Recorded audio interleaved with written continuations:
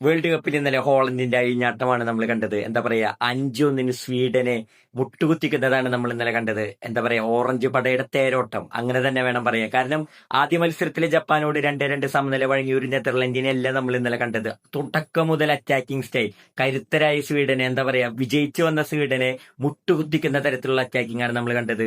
അവരുടെ സ്ട്രൈക്കർ ബ്രോബെ ഇരട്ട ഗോളുകളാണ് നേടിയത്. സണ്ടർലാൻഡിന്റെ സൂപ്പർ താരമാണ്. നമുക്കറിയാം, താരം ഫിസിക്കലിയും എല്ലാം ഭയങ്കര സ്ട്രെങ്ത് ഉള്ള ഒരു സ്ട്രൈക്കറാണ്. താരത്തിന്റെ ഇരട്ട ഗോളുകളും ഒപ്പം ലിവർപൂൾ സൂപ്പർ താരം ഗ്യാപ് കോരെ ഇരട്ട ഗോളുകളും, അങ്ങനെ മൊത്തത്തിൽ 4 ഗോളുകൾ. പിന്നെ അവർ അവശേഷിക്കുന്ന ഗോൾ നേടിയതാവട്ടെ സമ്മർവില്ലെ. നമുക്ക് എല്ലാവർക്കും അറിയാം, എന്താ, താരവും ഇംഗ്ലീഷ് പ്രീമിയർ ലീഗ് ക്ലബായ വെസ്റ്റാമിന്റെ താരമാണ് സമ്മർവില്ലെ. അദ്ദേഹം കൂടി നേടിയോടുകൂടി 5-1 മികച്ച വിജയമാണ് സ്വീഡനെതിരെ നമ്മുടെ സ്വന്തം ഓറഞ്ച് പട സ്വന്തമാക്കിയത്. സ്വീഡന്റെ ആശ്വാസ ഗോൾ നേടിയതാട്ടെ ഈ എലാങ്കിയാണ് 59-ാം മിനിറ്റ്. എന്താ പറയാ, ഇതോടുകൂടി 1-ാം സ്ഥാനം 6 പോയിന്റുമായി 1-ാം സ്ഥാനത്ത് എത്തിയിരിക്കുകയാണ് നെതർലാൻഡ്. ഒപ്പം റൗണ്ട് ഓഫ് 32ലേക്ക് ക്വാളിഫൈയും കൂടി ചെയ്തിരിക്കുന്നു നെതർലാൻഡ്. അത് മിന്നുന്ന പ്രകടനമാണ് ഇന്നലെ നേടിയിരിക്കുന്നത് നെതർലാൻഡ്. കാരണം അത്രയും സൂപ്പർ മത്സരമാണ്. നമുക്ക് ഈ ഗ്രൂപ്പിന്റെ അവസ്ഥ, ഈ ഗ്രൂപ്പിൽ ജപ്പാനൊക്കെ ഉള്ളതുകൊണ്ട് തന്നെ ഗ്രൂപ്പ് ഇത്തിരി ടൈറ്റ് മത്സരങ്ങൾക്ക് വേദിയാവുന്ന ഒരു ഗ്രൂപ്പാണ്.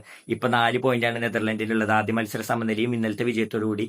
എന്നിരുന്നാലും 1-ാം സ്ഥാനത്ത് എത്തിയ നെതർലാൻഡ് ഏകദേശം റൗണ്ട് ഓഫ് 32 ഉറപ്പിച്ച് കഴിഞ്ഞിരിക്കുന്നു. കാരണം സ്വീഡൻ ഇപ്പോൾ സെക്കൻഡ് പൊസിഷനിലാണ് നിൽക്കുന്നത്. ജപ്പാന്റെ കളി ഇന്ന് നടക്കാനിരിക്കുന്നു. അതിനുശേഷമേ ജപ്പാൻ വിജയിക്കൂലേ നമുക്കറിയില്ല. അത് ആ മത്സരഫലം അനുസരിച്ചിരിക്കും സ്വീഡന്റെ ഭാവി.